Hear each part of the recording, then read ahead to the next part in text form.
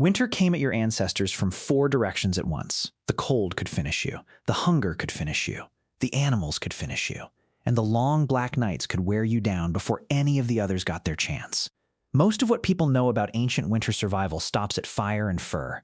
That's the comfortable version. Here's the uncomfortable one. Sometimes, all 4 of winter's weapons closed in at once, and a group of real people, parents, grandparents, children, had to make a choice no one alive today has ever had to face. In at least one well-documented Ice Age site in England, that choice left behind human skulls, carefully shaped into cups. In the Arctic, only a century ago, it left behind a phrase some elders spoke themselves, asking to be left behind so the rest of the group could keep moving. This isn't a story about monsters. It's a story about exactly how far winter could push ordinary people, and what they decided to do about it. If you want the fully sourced version of stories like this, not the sanitized version, and not an exaggerated one either, hit subscribe now, because every claim in this video is checked against real archaeological research, not internet folklore. Here's the real question. For hundreds of thousands of years, with no furnace, no stored food beyond what a group carried or buried themselves, and no walls that actually kept the wind out, how did people make it through winter at all? Fire and clothing get you part of the way. But they don't explain everything. And the parts they don't explain are exactly the parts most documentaries leave out. Start with the obvious enemy, the cold itself, and a fact that surprises most people.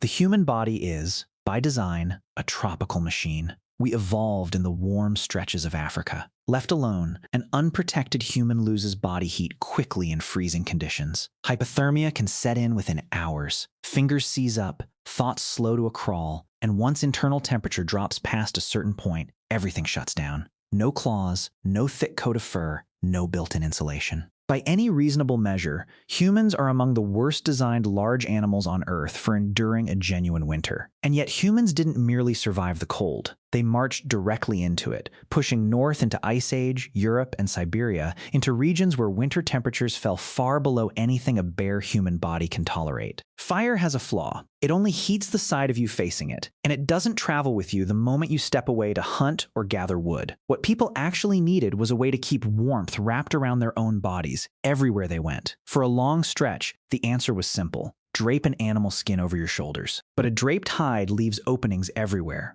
Wine slips in at the sides, arms hang exposed, it shifts and falls the moment you move. The real leap forward was cutting hides into sections and stitching them into shapes built to match the human body. Fitted sleeves, closed seams, a garment sealing a pocket of warm air directly against the skin. That's the gap between a blanket and a coat. But to do that, you need a needle. Not just any needle. One with a tiny drilled eye for thread, ground down from a splinter of bone, delicate enough to be useful and sturdy enough not to shatter. Researchers have recovered needles like this dating back more than 40,000 years. These aren't crude accidents. They're precise, intentional tools. The thread itself came from sinew, the tough, connective fiber-linking muscle to bone, pulled free, dried, and used to bind hides into something that would hold. Take away the needle and thread, and there is no human population surviving an Ice Age Siberian winter.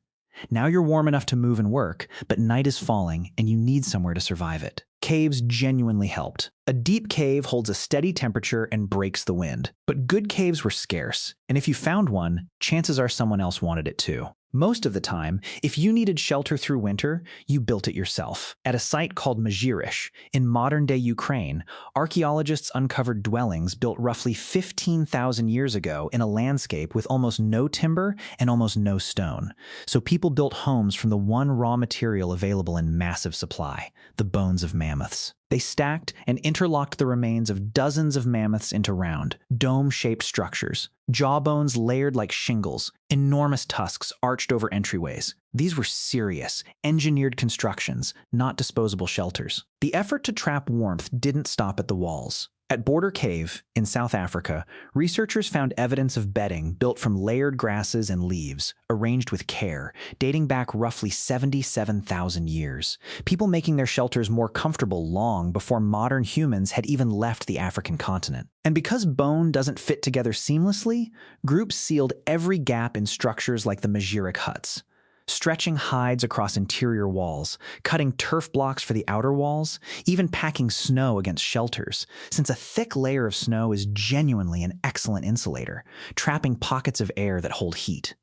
A well-sealed shelter creates a new problem. Keeping a fire burning through winter takes a huge amount of fuel, which means someone has to keep stepping back into the cold to gather more, again and again, all season. You're bound to that shelter, which means the food you need has to already be close by or already stored. In winter, the land stops producing food. Plants die back or go dormant, berries vanish, roots become nearly impossible to dig from frozen soil, and many animals have moved on, gone into hiding, or grown thin and desperate themselves. So ancient people became masters of storage. They dried meat, slicing it thin and letting sun or low smoke pull the moisture out, since without moisture, meat can't rot. A rack of drying meat in autumn functioned as insurance against starving by late winter. They used the cold itself as a tool, digging pits into permafrost to keep meat from a good kill edible for a remarkably long stretch of time. And they rendered animal fat into a dense, storable substance, the single most valuable winter food, since a body burning huge amounts of energy just to stay warm needs more than lean meat alone can provide. Combined with dried meat, that fat became a long-lasting, calorie-dense ration that could carry a group through the leanest stretch of the year. Sometimes, even all of that wasn't enough. And this is where the story stops being comfortable.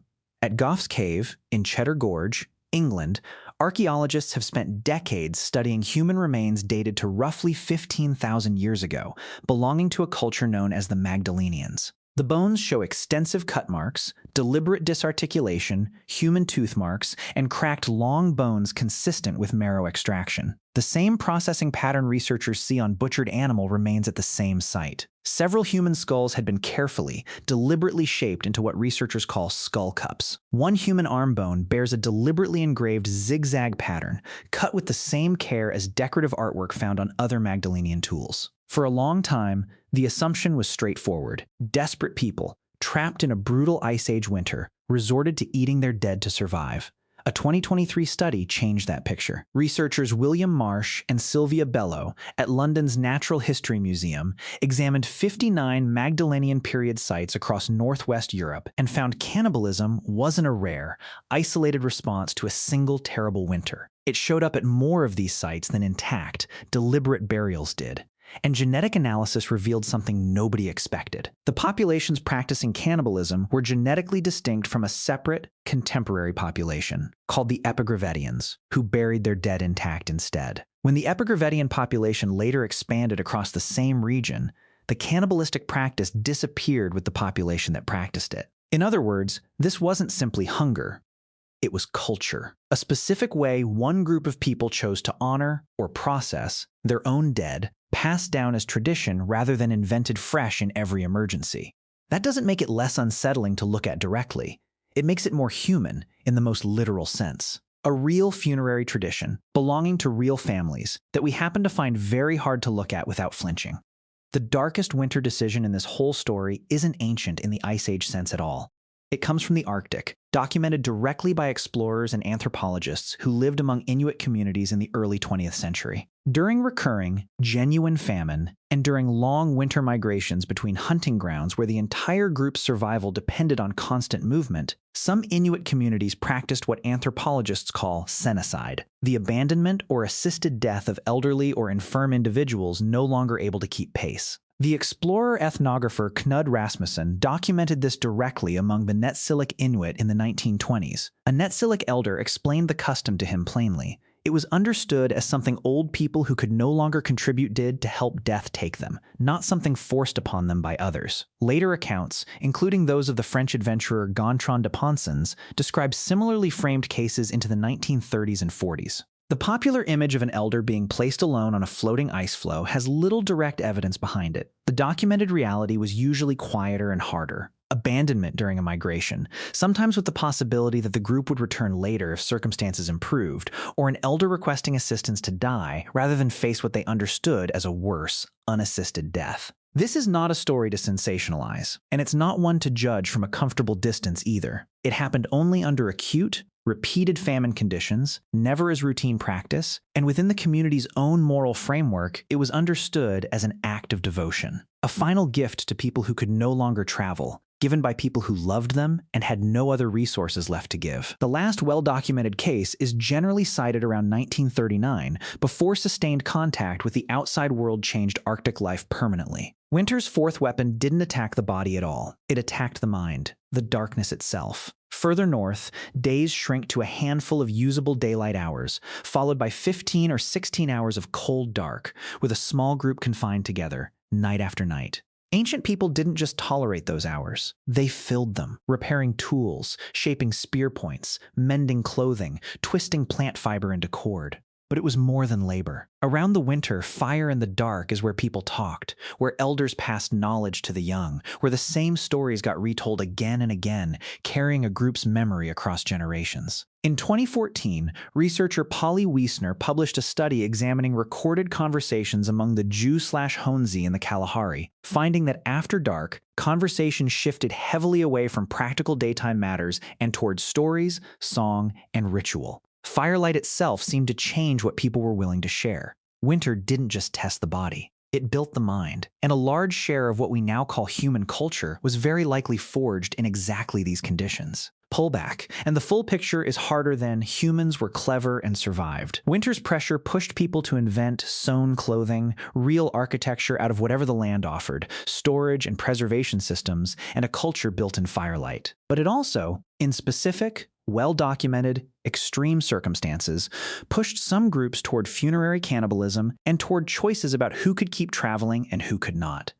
Neither the technology nor the darker decisions can be separated from the same underlying fact. Survival was never guaranteed, and every method a group developed, comfortable or not, existed because the alternative was watching people die anyway. The next time you complain that your house is a little cold or that the sun sets too early, remember what winter actually asked of the people who came before you. It asked them to sew, with a needle ground from bone, until their own skin could survive air cold enough to kill. It asked them to build homes from the bones of mammoths when no wood was left to build with. In its worst years, in specific times and places we can now name and date, it asked some of them to bury their own the only way their culture knew how, or to say goodbye to someone they loved so the rest of the group could keep walking towards spring. Winter didn't get any gentler. You just don't have to answer those questions anymore. Someone else already did.